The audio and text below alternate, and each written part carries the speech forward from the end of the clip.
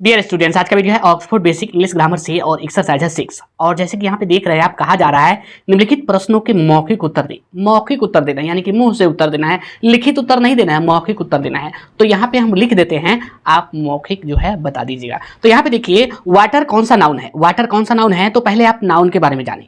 Noun जो होता है, दुनिया में जितने भी नाम है वो सभी नाउन है। आप जिस नाम से जानते हो वो नाउन है। नाउन 5 प्रकार के होते हैं। नाउन 5 प्रकार के होते हैं, उसी में आपको बताना है कि वाटर कौन सा नाउन है। तो 5 प्रकार के कौन कौन से नाउन हैं, तो पहला है प्रॉपर नाउन, दूसरा है कॉमन नाउन, तीसरा है मटेरियल नाउन, और चौथा है कलेक्टिव नाउन, और पांचवा है एब्स्ट्रैक्ट नाउन। यानी 5 प्रकार के हैं। तो वाटर कौन सा नाउन है, वाटर को आप क्या कर सकते हैं, केवल नाप सकते हैं ना। तो ये जो है ये मटेरियल नाउन है, मटेरियल नाउन के अंतर्गत आता है। तो ये जो है वाटर कौन सा नाउन है, तो मटेरियल नाउन है। वाटर कौन सा नाउन है, मटेरियल नाउन। तो यहाँ पे लिखिए मटेरियल नाउन, आप इतना लिख दीजिए, आप बोल दीजिएगा केवल। यहाँ पे हम लिख देते हैं मटेरियल नाउन। मटेरियल नाउन क्यों है, क्योंकि इसे केवल हम नाप सकते हैं, इसे गिन नहीं सकते। अब देखिए, टीम कौन सा नाउन है, टीम यानी समूह, दल। तो ये जो है ये कलेक्टिव नाउन है, समूहवाचक संज्ञा है। ये क्या है, कलेक्टिव नाउन। टीम ये समूह के अंदर आता है। तो यहाँ पे लिखिए collective noun, collective noun team. अब देखिए, लव कौन सा नाउन है, लव, लव यानी प्रेम।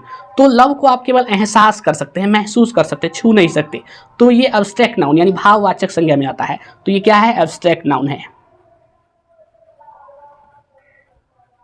Abstract noun. नाउन। अब देखिए, ऑयल को मटेरियल नाउन क्यों कहेंगे।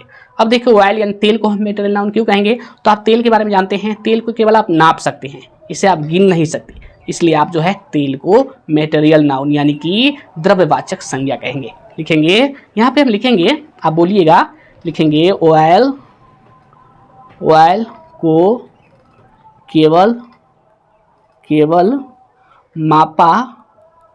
मापा जा सकता है, इसे गिना नहीं जा सकता है।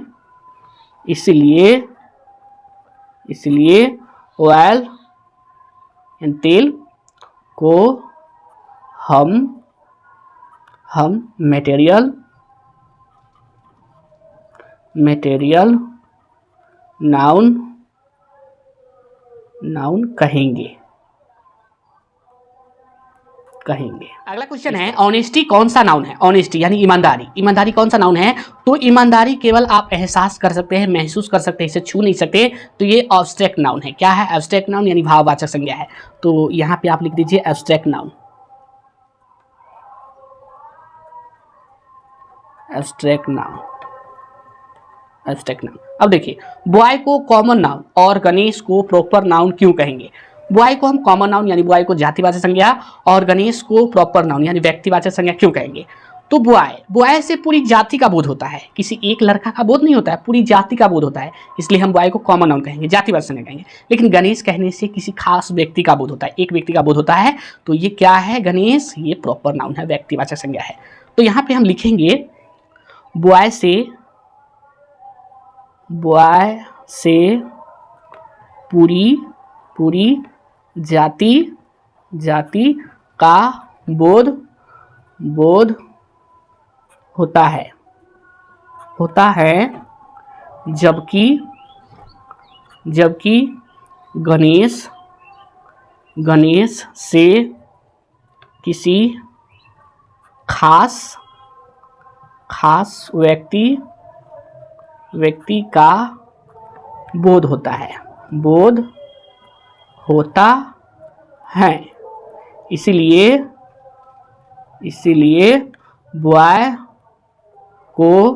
बॉय को कॉमन नाउन यहाँ पे लिख देते, ठीक है। बॉय को कॉमन नाउन और गणेश को प्रॉपर नाउन कहेंगे।